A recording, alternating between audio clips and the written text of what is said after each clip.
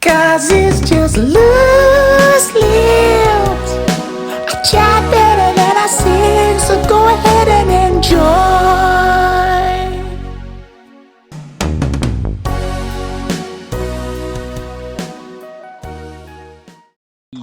TV circuit, you know, the sort of restraints of having to do such a short space of time. Do you feel like it's great for exposure, but do you think you can still capture who you are within that performance? Yes, I think so. It's a different animal. And sometimes they can be a bit stressful, these TV shows, the sort of everyone's got their moment to say their funny thing that they've prepared, and you have to sort of say it as if you've just thought of it, but actually you've been like preparing it earlier. But most of it is really just great fun. I mean, something like 8 out of 10 Cats Does Countdown, it's just an opportunity to just do a load of funny stuff, you know, create some funny stuff and put it on the television. And they all sort of say, oh, what's your mascot, Paul? Or what's your, you know, how have you prepared to go on 8 of 10 Cats Does Countdown? It's an opportunity to basically say whatever you like. So, I've prepared by, you know, and you can pull out a prop or pull out something you've written in a book or anything. So yeah, they're great fun. It's an opportunity for a lot more people than would normally see it to see one's work. I mean, you have to remember that if you go on a show like that, about 100 million times more people are going to see that than see the live shows, unless you're going around to very, very large arenas. Do you, in that domain, in that sort of environment, when I watch it, I see some comedians who are willing to sort of give up some of their better bits that they'd still do within the show?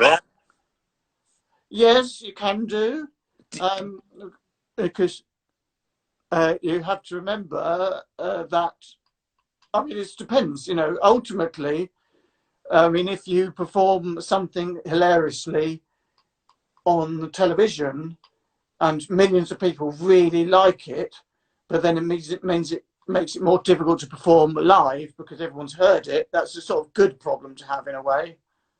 So yes, I mean, you have to balance the sort of risk reward and all that. But yes, I mean, it's not always a bad thing to perform your best stuff on the television.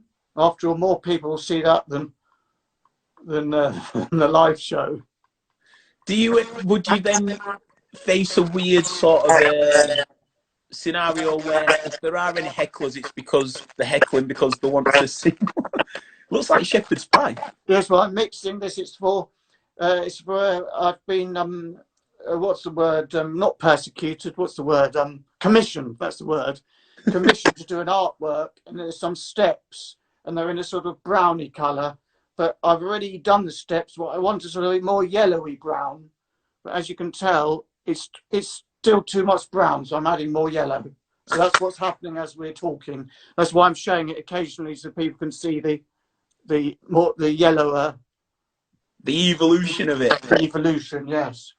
So going back to that, do you tend to find people that come to a show and they're expecting something because they've seen it on telly? Can that be quite off-putting?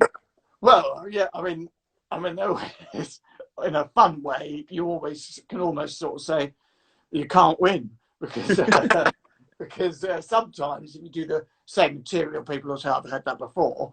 But often, if you do like a brand new, fantastic show, and people will come up and say, "Oh, you didn't do your Shire Horse bit. Oh, you didn't do your whatever bit," you know.